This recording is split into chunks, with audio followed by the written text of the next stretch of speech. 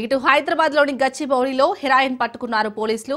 నానక్రామ్గూడలో heroin అమ్ముతున్న ఇద్దరిని Shamshabad DTF పోలీసులు అదుపులోకి తీసుకున్నారు. వారి నుంచి 41 గ్రాముల హెరాయిన్ ను స్వాధీనం చేసుకున్నారు. వెస్ట్ బెంగాల్ నుండి హెరాయిన్ తీసుకొచ్చి గ్రాము 5,000కు అమ్ముతూ ముఠా పట్టుబడ్డారు.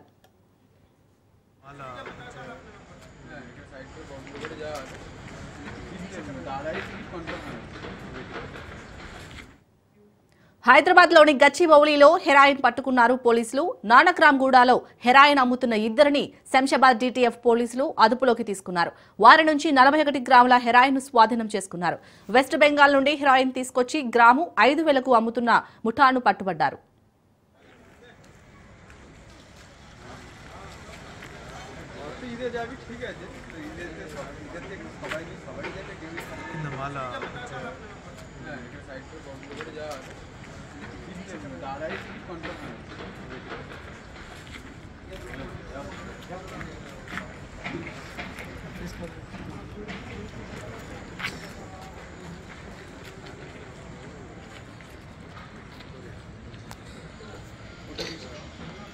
फोटो लिया क्या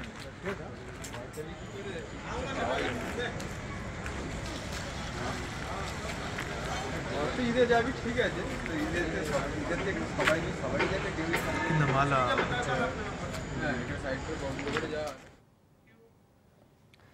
హైదరాబాద్ లోని గచ్చిబౌలిలో హెరాయిన్ ఎవరైతే నిందితులు ఉన్నారో వారిని పట్టుకున్నారు పోలీసులు. మరి ఈ ముఠాను పోలీసులు అరెస్ట్ చేశారు. దీనిపై పూర్తి డీటెయిల్స్ మా ప్రతినిధి రత్నకుమార్ అందిస్తారు. రత్నకుమార్,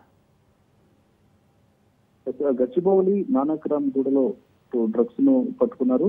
ఇద్దరు నిందితులను అదుపులోకి తీసుకుని వారి వద్ద నుంచి 2 లక్షల రూపాయల విలువ చేసే 41 గ్రాముల బ్రౌన్ షుగర్ ను స్వాధీనం చేసుకున్నారు. ఇక గచ్చిబౌలి పరిధిలో సైబరాబాద్ పరిధిలో ఉన్నటువంటి అన్ని ప్రాంతాలకు కూడా ఈ ముఠ ఇటు పలు మాదక ద్రవ్యాలను కూడా సరఫరా చేస్తున్నట్లు కూడా ప్రస్తుతం పోలీసులు ఆరా తీస్తున్నారు.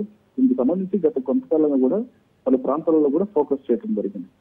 ఇందులో భాగంగానే వెస్ట్ బెంగాల్ నుండి బ్రౌన్ షుగర్ కొనుగోలు చేసి నానక్రామ్గూడలో ఉన్నటువంటి నిర్మాణ సంస్థ లేబర్ అడ్డాలో విక్రయిస్తున్నట్లుగా గుర్తించి పక్కా స్కెచ్ ప్రకారం మాస్టర్ అంతా వాళ్ళందరినీ పట్టుకోవడం జరిగింది. ఇద్దరిని అదుపులోకి తీసుకున్నారు. వెస్ట్ బెంగాల్ కు చెందినటువంటి ఎస్కే అలీ నరసింహులు అడ్డా కూలీల కోసం బ్రౌన్ షుగర్స్ నగరానికి తరలిస్తున్నట్లుగా గుర్తించడం జరిగింది. ప్రస్తుతం వీళ్ళిద్దరిని కూడా అదుపులోకి తీసుకుని తేర్లింగంపల్లి ఎక్సైజ్ పోలీసులు విచారణ చేస్తూ ఉన్నారు. వీళ్ళు మొదటి నుంచి ఎంతకాలం నుంచి ఈ యొక్క మాదక ద్రవ్యాలను అమ్మకాలు చేస్తున్నారు, ఎక్కడి నుంచి దిగుమతి చేసుకుంటున్నారు, వీరికి సరఫరా చేసినటువంటి వ్యక్తులు ఎవరు, ట్రాన్స్పోర్ట్ ద్వారా ఎప్పుడు రెగ్యులర్ గా ఏ రకంగా వీళ్ళు ఇక్కడికి రవాణా చేయడం జరుగుతున్నటువంటి అన్ని విషయాలను కూడా ప్రస్తుతం అదుపులోకి తీసుకొని విచారిస్తూ ఉన్నారు. అలాగే రత్నకుమార్, వెస్ట్ బెంగాల్ నుండి హెరాయిన్ తీసుకొచ్చినట్టు తెలుస్తుంది. ఈ ముఠా వెనుక ఇంకెవరెవరు ఉండొచ్చు, పోలీసులు ఏమంటున్నారు? ఖచ్చితంగా నగర వ్యాప్తంగా కూడా ఉన్నటువంటి 3 కమిషనరేట్ల పరిధిలో కూడా ఇప్పటికే ప్రభుత్వం చాలా స్పష్టంగా తెలియజేస్తూ వస్తుంది. డ్రగ్స్ ఫ్రీ సిటీగా హైదరాబాద్ మహానగరాన్ని చేస్తున్నామంటూ కూడా ఎప్పటికప్పుడు తనిఖీలు చేసినటువంటి పరిస్థితి ఉంది.